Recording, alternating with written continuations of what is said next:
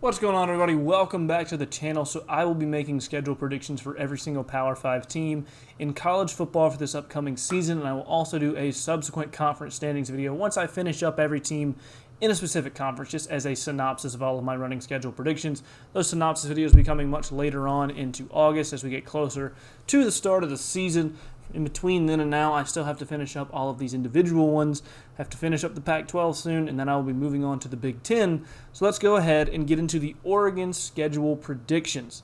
So some quick thoughts on the Oregon program as a whole heading into 2022, and this is an incredibly interesting team this year as Dan Lanning takes over from Mario Cristobal, and while he is a very young coach just in general, and someone who has no head coaching experience, I'm very confident in his abilities to lead this program in the long run, and I know he's going to build a very strong culture very quickly there. I also know that he's going to recruit his tail off, and he's going to demand that of his staff as well, so that will be very interesting to watch in the years to come. Now, for this upcoming season, there's still a lot of intrigue as they have one of the best overall rosters in the conference, and they have some particularly fun pieces on the defense like Noah Sewell. And, like I said, particularly at linebacker. Noah Sewell is the big one there, but they have other ones as well. And that's Dan Lanning's forte, and that's what he does. He coaches linebackers with the best of them, and he coaches defenses with the best of them, really. You throw in Bo Nix at quarterback, and things are even more interesting because I think he'll largely determine the ceiling on this team. While he isn't a great quarterback, he's just not. He is certainly an above average to even good starter if he improves on his game. And then he's also going to be facing much easier defenses on average than what he faced when he was at Auburn. And that's not to say he's not going to play hard ones, because he will. The Pac-12 does still have some tough defenses. But week in and week out, he's not going to be playing, Georgias and Alabamas and things like that like he played in the SEC. So that should help him a little bit. And maybe, create some offensive magic for him, get a little bit of momentum going there. Overall, though, I know this is just year one for Lanning and that Oregon likely isn't going to be a playoff-level team, but they're definitely good enough to win their conference if some things align and fall their way. So now let's talk about some opponents who just don't have much of a chance to win, barring some level of catastrophe. And there's just one of those teams for Oregon, and it is Eastern Michigan. So, week one, Oregon opens the season in Atlanta against Georgia. It is technically a neutral site, but it's in Atlanta, Georgia. It's like it's like an hour ride for Georgia and a multi-hour flight for Oregon. This is not a neutral site game. And Georgia is likely to be one of the, at worst, 5 to 6 best teams in the country. And they're certainly more talented than Oregon across the board, and that's not to say Oregon isn't talented, but Georgia is one of the very most talented teams out there, regardless of who they play. Georgia's going to be a pretty sizable favorite here, and they likely should be. And there is certainly intrigue here. There's not even a little bit. There is certainly intrigue here with Lanning playing against his former school in his first year gone as a head coach. He'll know a lot of the defensive personnel, and he knows the defense that Kirby's going to run. Now, how much of a difference is that going to make? I don't know. I don't think it's going to be all that sizable, to be honest. Even though he has intimate knowledge of Georgia's personnel and of their coaching staff, I just don't think they're going to have the players on the field to make the difference. Now, they could certainly get an upset win here, but it would definitely be an upset. It would take some things falling their way. And so I'm going to go with Georgia to win there in week one. I think Oregon will be competitive for sure, but I just think Georgia is a better team than them overall. So I'm going to give them a tough loss there in week one.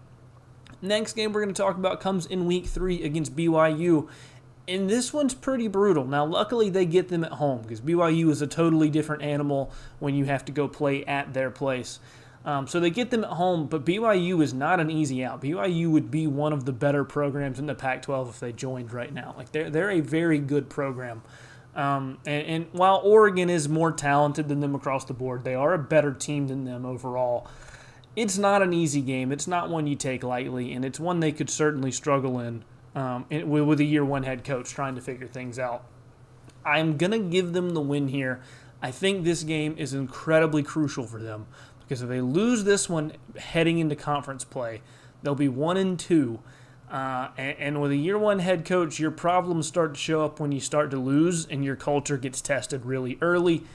And you know, it's an interesting game. It can certainly swing the season, in my opinion. I think Oregon's going to be fine. I think they're going to get through it and you know, get a win there. But certainly one that they really are going to need. Week after that, they go on the road at Washington State, and that's not an easy game either. Now, Oregon is again the better team there. They're better by a pretty decent margin, but Washington State is never an easy road trip. That's never one that you want to have to make. And they're not an easy team to just walk in and beat either. I still think Oregon will do that. I think they're better by a wide enough margin that Washington State just doesn't have a great shot in that one, but still not one that you want to take lightly or take for granted. Following that, they get Stanford at home. Now, Stanford is a program that still has a lot of name value, but honestly, their on-field product has been struggling as of late. And they're not a team to take lightly. They're definitely a team that can compete for a bowl game or something along those lines. They're not in the same realm as Oregon at this point. There's no reason Oregon shouldn't win this game, especially at home. Now, that's not to say that they're guaranteed to do that by any means, because Stanford's good enough to beat most anybody they play any given week. But I'm going to go with Oregon to win that one. They're going to be favored there. They should be. They should get that win. It shouldn't be too tough. Then they go on the road at Arizona, and if you had to pick a road trip in conference, that's probably the one you want to take. Arizona's likely to be the worst team in the conference this year, and so getting them on the road as opposed to somebody else on the road is a nice pickup. So I'm going to go with Oregon to win there pretty big. Not a game that, again, you can just ignore, but definitely one that they should win, and they should win handedly. Then they get a pretty huge bye week because the week after they play UCLA at home. Now, UCLA is good enough to threaten Oregon for sure. UCLA is one of the best teams in the conference, and they're certainly in that top 4 range, I think, of Pac-12 teams. Now, I think Oregon is slightly better than them, but UCLA has been together for longer, and so that is a big advantage for them. If Oregon was on the road and or not coming off of a bye week, I would pick UCLA, but they're coming off a bye and they're at home. With those two factors, plus the fact that I do think Oregon still just has a better roster, I'm going to go with Oregon to win here. Another huge game on the schedule for them, though. Another very important one for them to win. And Oregon's schedule plays out pretty favorably for them because almost all of their big games, particularly in conference, they get at home. And that is a huge help. Their road trips are not the most brutal road trips that they could be making. Speaking of their road trips, the next week they go on the road at Cal, and Cal is good enough to beat Oregon if things fall their way, but they're going to need some things to go right for them to pull that off. Oregon is a better team than them. They have a better roster, and I think that they're going to get the win here. Now, again, this is one that they could kind of be on upset alert for. They could be in a little bit of a letdown mode. They come off a big win over UCLA. You know, you get a little bit like, oh, it's Cal, we're better than them. On the road, could get yourself in some trouble. I think they're going to be fine, though. So I think they're going to get the win there, but definitely one to keep your eye on. Following week, they go on the road at Colorado, and that is not an easy place to play either. However, Colorado is probably the second or third worst team in the conference, and so, again, getting them on the road is huge compared to some of the other teams they could have got on the road. So I'm going to go with them to win there. I think they're just better than Colorado by a wide margin.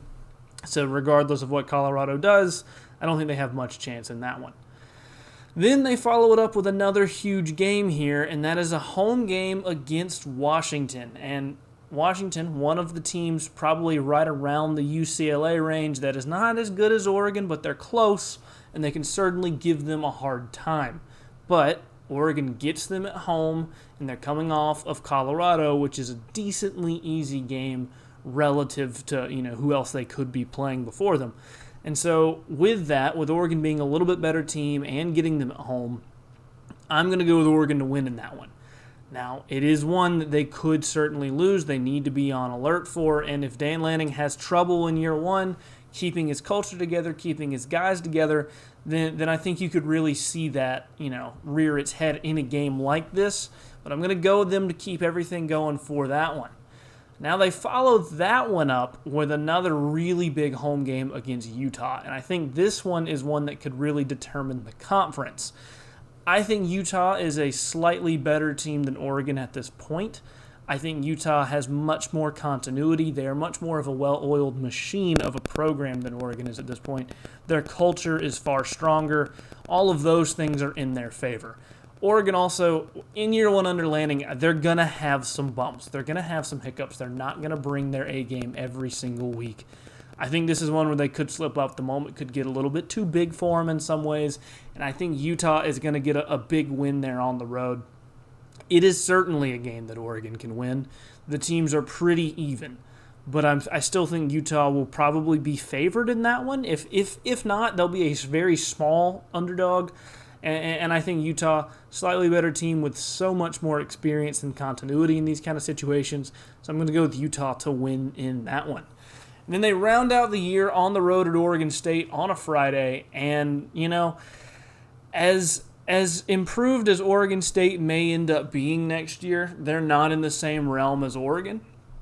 And even though they're the home team, I don't think it matters all that much. I think Oregon's probably going to roll through here and get a very strong win to cap off year one under Dan Lanning. So I'm going to go with Oregon in that one. So that would make Oregon 10-2 on the season, and that is an outstanding record for Dan Lanning to have in year one. But at the same time, it's kind of the expectation, in my opinion. I mean, the Georgia game is the only game that you should look at and say they should lose. It's the only game that they're just severely outmatched in roster-wise on the field.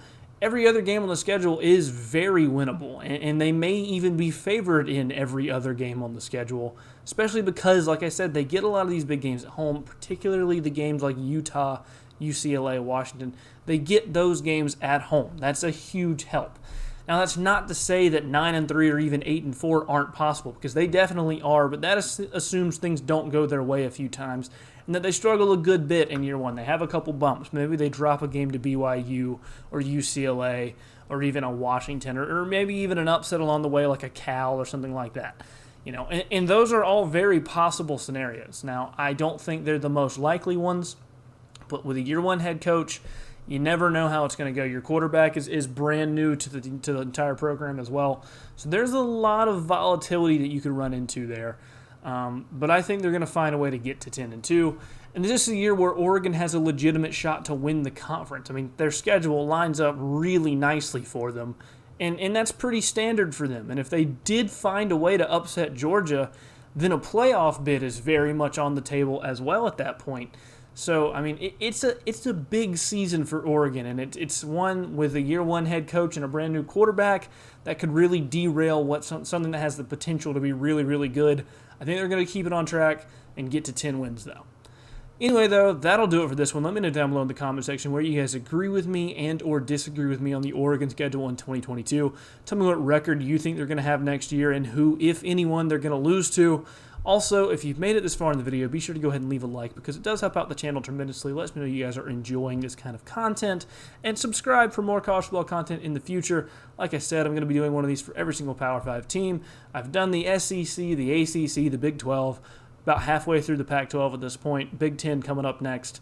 So be on the lookout for that stuff. Check out the old stuff if you haven't. Thank you all so much for watching. I'll see you guys next time.